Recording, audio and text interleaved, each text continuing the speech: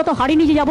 দর্শক, সংসদীয় গণতন্ত্রের একটি অলিখিত এবং সর্বজনীন নিয়ম হল নির্বাচনে পরাজিত হলে ক্ষমতাসীন দল বা মুখ্যমন্ত্রী অত্যন্ত শালীনতার সাথে পরাজয় মেনে নিয়ে পদত্যাগপত্র জমা দেবেন। এটাই প্রথা, এটাই রীতি। কিন্তু বাংলার রাজনীতিতে ইতিহাস সবসময় সাধারণ নিয়মে চলে না।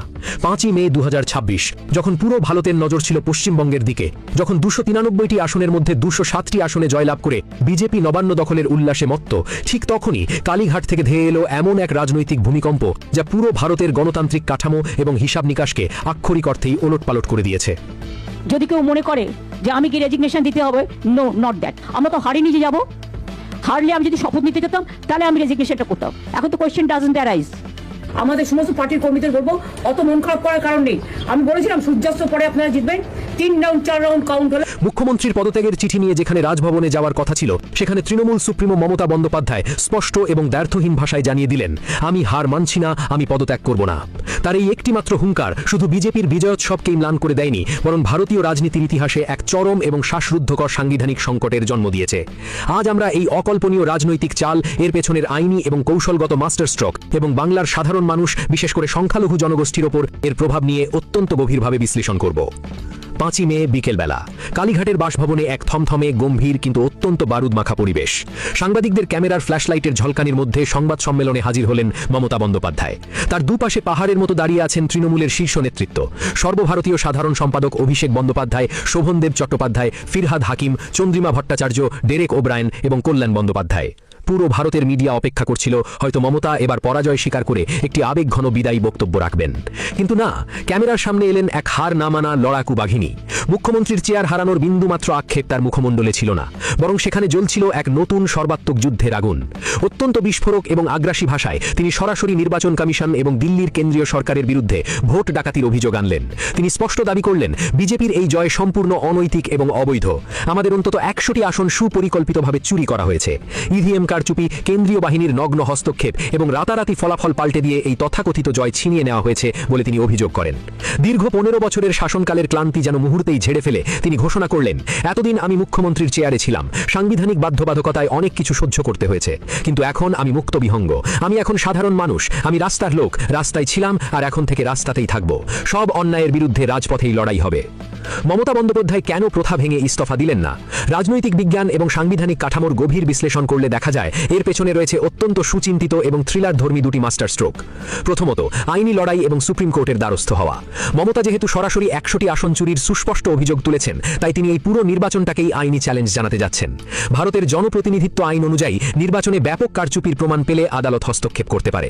মমতা যদি সুপ্রিম কোর্ট বা হাইকোর্টে ইভিএম হ্যাকিং বা ভিভিপ্যাট গণনায় কারচুপির সামান্যতম অকাট্য প্রমাণ উপস্থাপন করতে পারেন, তাহলে এই পুরো নির্বাচনটাই বাতিল হয়ে যাওয়ার আইনি সম্ভাবনা তৈরি হবে। পদত্যাগ না করে তিনি মূলত এই আইনি লড়াইয়ের জন্য সময় এবং গ্রাউন্ড তৈরি করছেন। দ্বিতীয়ত, চরম সাংবিধানিক সংকট তৈরি এবং ভিকটিম কার্ড খেলা। এটি মমতার সবচেয়ে ভয়ঙ্কর রাজনৈতিক চাল।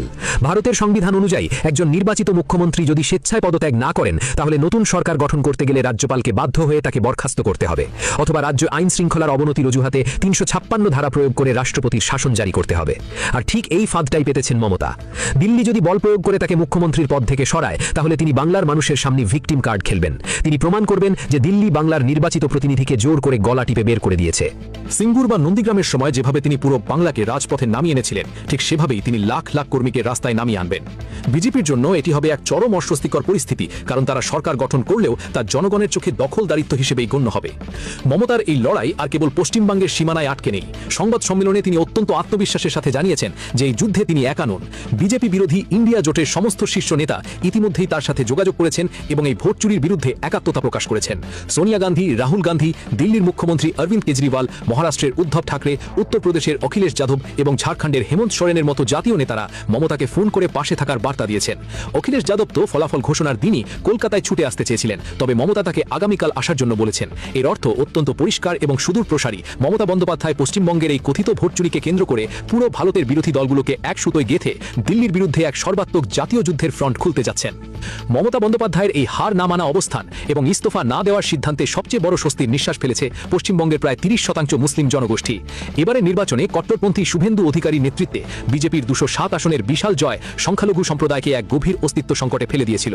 নির্বাচনের প্রচারণায় বিজেপি যেভাবে সিএএ এবং এনআরসি বাস্তবায়নের হুঙ্কার দিয়েছিল, তাতে লাখ লাখ বাংলাভাষী মুসলিম নাগরিকত্ব হারানো এবং ডিটেনশন ক্যাম্পে যাওয়ার আতঙ্কে প্রহর গুনছিল। ঠিক সেই খাদের কিনারায় দাঁড়িয়ে মমতার এই একরক্ষা অবস্থান তাদের মনে নতুন করে আশার আলো জাগিয়েছে। মুসলিম সমাজ বুঝতে পারছে, মমতা যদি সত্যিই তার সিদ্ধান্তে অটল থাকতে পারেন এবং ইন্ডিয়া জোটকে সাথে নিয়ে সুপ্রিম কোর্টে এই নির্বাচনকে প্রশ্নবিদ্ধ করতে পারেন, তবে রাজ্যে পুনরায় একটি অবাধ ও সুষ্ঠু নির্বাচনের সম্ভাবনা তৈরি হতে পারে। এই আইনি এবং রাজনৈতিক দীর্ঘসূত্রিতা বাংলার মুসলিমদের অন্তত কিছু সময়ের জন্য হলেও কট্টর হিন্দুত্ববাদের আগ্রাসন এবং ভিটেমাটি হারানোর হাত থেকে রক্ষা করবে। পশ্চিমবঙ্গ এখন আক্ষরিক অর্থেই এক জ্বলন্ত বারুদের স্তূপের ওপর বসে আছে।